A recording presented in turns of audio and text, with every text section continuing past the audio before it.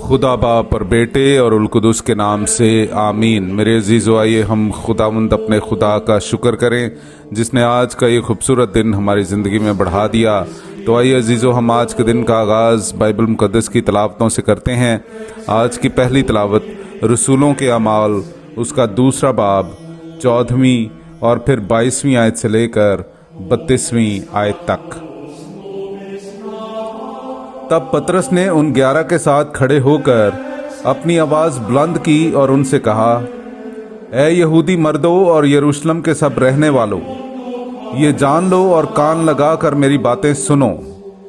ऐ इस्राएली मर्दों, ये बातें सुनो कि यीशु नासरी एक शख्स था जिसका खुदा की तरफ से होना उन मौजज़ों और अजायबात और करिश्मों से तुम पर साबित हुआ जो खुदा ने उसकी मारिफत तुम में दिखाए, जैसा कि तुम खुद भी जानते हो।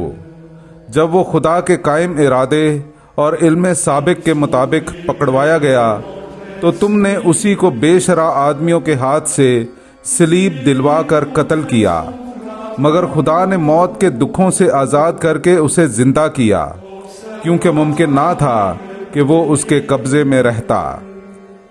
क्योंकि दाऊद उसके हक में कहता है कि मैं हर वक्त खुदावंद को अपनी निगाह में रखता रहा, क्योंकि वो मेरी दाहिनी तरफ है ताकि मैं जुम्बिश ना खाऊं। इसलिए मेरा दिल खुश और मेरी जुबान शादमान है, बल्कि मेरा जिस्म भी अमन से रहा करेगा, क्योंकि तू मेरी जान को आलम असफल में ना छोड़ेगा और ना तू अपने मुकद्दस को सड़ने ही देगा। तूने मुझे जिंदगी की राहें बताई, तू मुझे अपने दीदार के सबब से खुशी से भर देगा।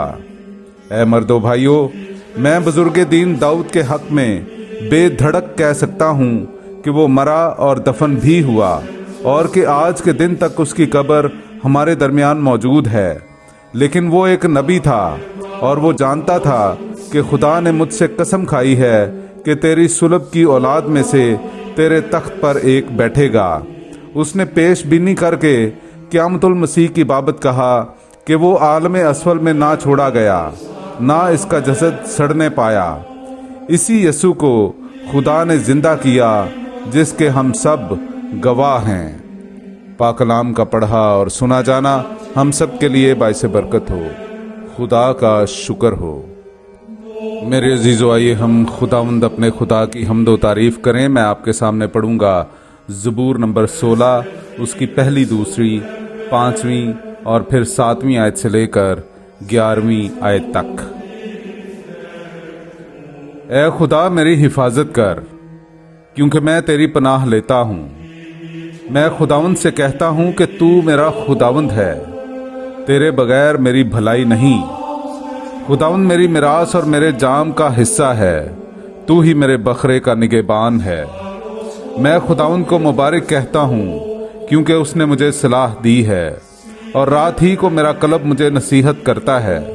मैं हर वक्त खुदावंद को अपनी निगाह में रखता हूँ। जब वो मेरी दाहिनी तरफ है तो मैं जुम्बिश ना खाऊंगा।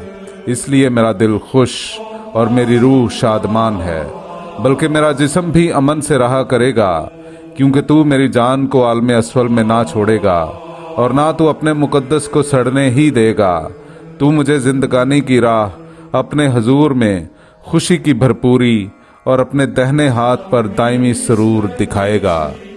पाक कलाम का पढ़ा और सुना जाना हम सब के लिए बाइस बरकत हो। खुदा का शुक्र हो।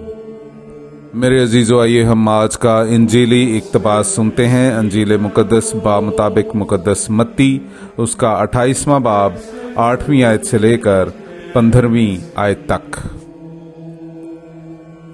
और वो खौफ और बड़ी खुशी के साथ कब्र से जल्द रवाना हुई और उसके शागिर्दों को खबर देने दौड़ गईं। और देखो, यीशु उन्हें मिला और कहा, सलाम। उन्होंने पास आकर उसके कदम पकड़े और उसे सजदा किया। तब यीशु ने उनसे कहा, डरो नहीं, जाओ, मेरे भाइयों को खबर दो कि जलील को जाएं, वहां मुझे देखेंगे। जब वो राह में थीं, तो देखो, पहरे वालों में से बाज ने शहर में आकर जो कुछ हुआ था सरदार काहिनों से बयान किया।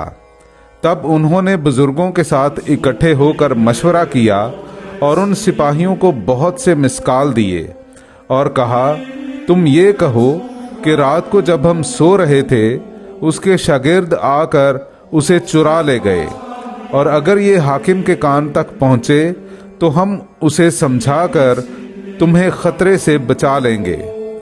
चुनांचे उन्होंने मिसकाल लेकर जैसे सिखाए गए थे वैसा ही किया, और ये बात आज के दिन तक यहूदियों में मशहूर है। पाकलाम का पढ़ा और सुना जाना हम सब के लिए बाइस बरकत हो। खुदा का शुक्र हो।